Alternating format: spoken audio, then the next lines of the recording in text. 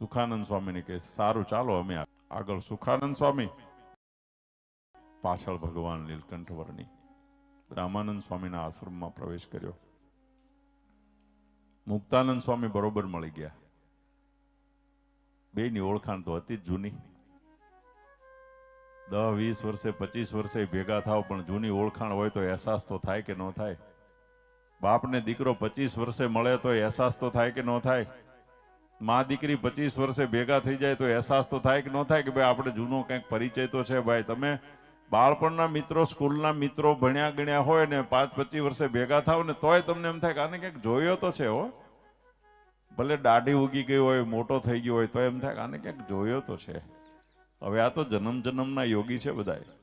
અક્ષરધામમાંથી હારે આવ્યા છે. ક્યાં લાંબો ટાઈમ થઈ ગયો તો. મુક્તાનંદ સ્વામી તો ઓળખી ગયા મહારાજને, વંદન કર્યા, કાંડું પકડ્યું. પધારો બ્રહ્મચારી પધારો. સુખાનંદ સ્વામીને કહે છે કે સુખાનંદ જલ્દીથી આસન લાવો બ્રહ્મચારીને બેસવા માટે. સુખાનંદ સ્વામી દોડીને પાણીનું બેડું પાણીયારે મૂકીને દર્ભનું આસન લઈને ત્યાં મહારાજ નીચે બેસી ગયા. મુક્તાનંદ સ્વામી કહે છે કે બ્રહ્મચારી આ તમારું આસન. મહારાજ કહે છે કે આ પૃથ્વી અમારું આસન જ છે ને. આ નાની ઉંમરમાં આવી સમજણ જોઈને મુક્તાનંદ સ્વામીને પણ નક્કી થઈ ગયું ગુરુ રામાનંદ આપણી પરીક્ષા લેવા માટે આવ્યા, બીજું કાંઈ નથી. સારું બ્રહ્મચારી, ઘણા દૂરથી આવ્યા હોય એવું લાગે છે. વિસામો કરો, થોડો પ્રસાદ લ્યો, આરામ કરો, પછી નિરાતે વાતો કરીશું. ભગવાન બ્રહ્મચારી કહે છે કે વાતો કરવાનો સમય નથી, નિરાત લેવાનો સમય નથી. અમારા કંઈક સંશયો છે એ દૂર થાય ને ત્યાં અમને નિરાત થાય એવું છે. ઊંઘી જવાથી નિરાત થોડી થઈ જાય. વિચાર સુધી શાંત ન થાય. તમે જ્ઞાનની ગોળી લઈને 10 કલાક ઊંઘી જાવ તો એ શું છે?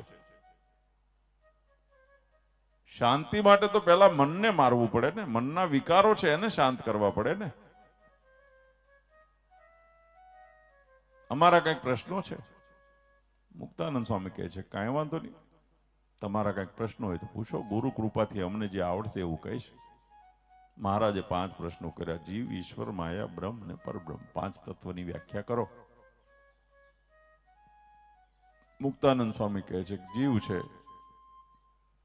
એ અજન્મા છે.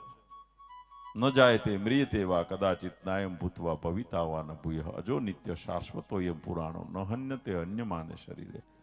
શરીરનો નાશ થાય છે, જીવનો નાશ થતો નથી. જીવને ભગવાન પરમાત્મા અને જીવાત્મા બેયની ઉંમર હરખી જ છે. હો,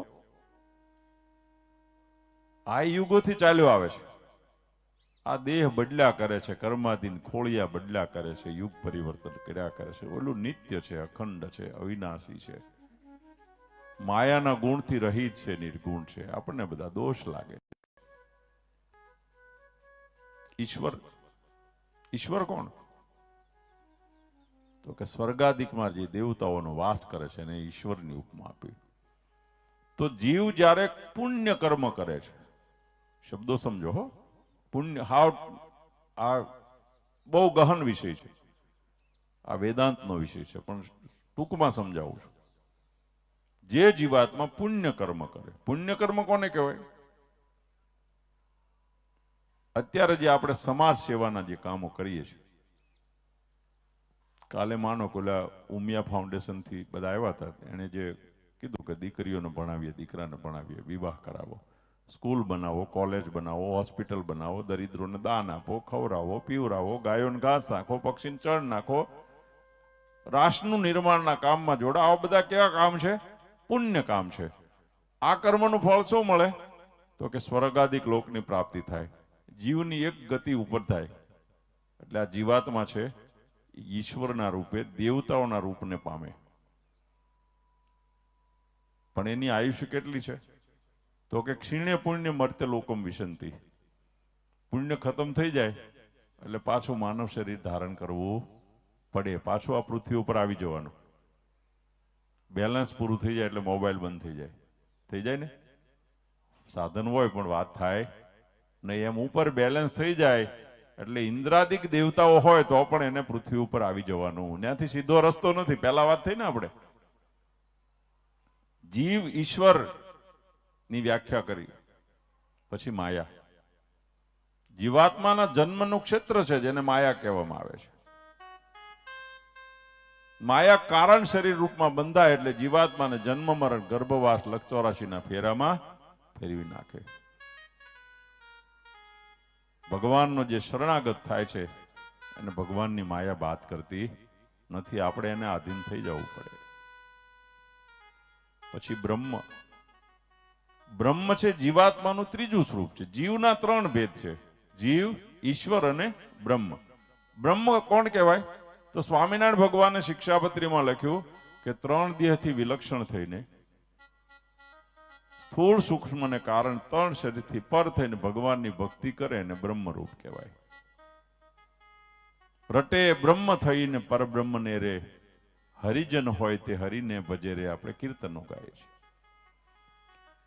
મનુષ્ય શરીર મળ્યા પછી ભગવાનની ભક્તિનું સાધન લઈને જીવાત્મા પોતાના કારણ શરીરને બાળી નાખે. અંતકાળે ભગવાન તેડવા માટે આવે. ભગવાનનું ભજન કરીને, કીર્તન કરીને, સાધન કરીને, શરણાગતિને માર્ગે આપણી વાસના છૂટી જાય. આને બ્રહ્મ કહેવાય. એ ભગવાનના ધામનો અધિકારી જીવ થઈ જાય. યદગત્વા ન નિવર્તન્તે તદ્ધામમ પરમમ મમ. ન્યા ગયા પછી જન્મ મરણ ગર્ભવાસ ને લક્ષ 84ના ફેરા મટી જાય. એને બ્રહ્મ કહે. જીવના 3 ભેદ: જીવ, ઈશ્વર અને બ્રહ્મ. મૂળ 3 તત્વ. આપણી સંસ્કૃતિના સનાતનના 3 તત્વ: એક જીવ, માયા અને પરબ્રહ્મ સ્વયં નારાયણ. 3 જ. પણ જીવના 3 ભેદ. એક તમે હું બેઠા છીએ બદ્ધ જીવ. પછી આ જીવ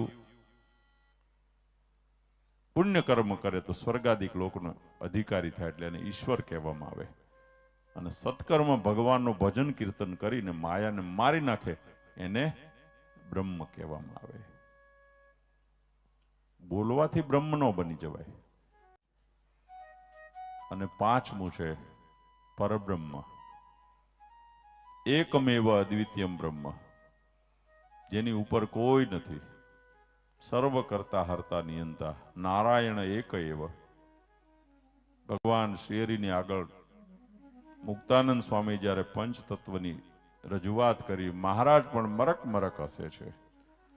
મુક્તાનંદ સ્વામીના મનમાં એમ થયું કે આપણે જઈ તો સીધે પાટે, વાંધો નથી, આને બરોબર ગળતો બેસે છે. અને મહારાજ ઊભા થયા. પોતાની જોડી હતી ને એ રામાનંદ સ્વામીના આશ્રમની ખીલીએ ટીંગાડી દીધી કે સ્વામી, અમારો ને તમારો મત એક થઈ ગયો. મન ભેદ થાય એનો વાંધો નહીં, પણ મતભેદ ન થવો જોઈએ. યાદ રાખજો, મતભેદ થાય ને તો તકલીફ. મનમાં ક્યારેક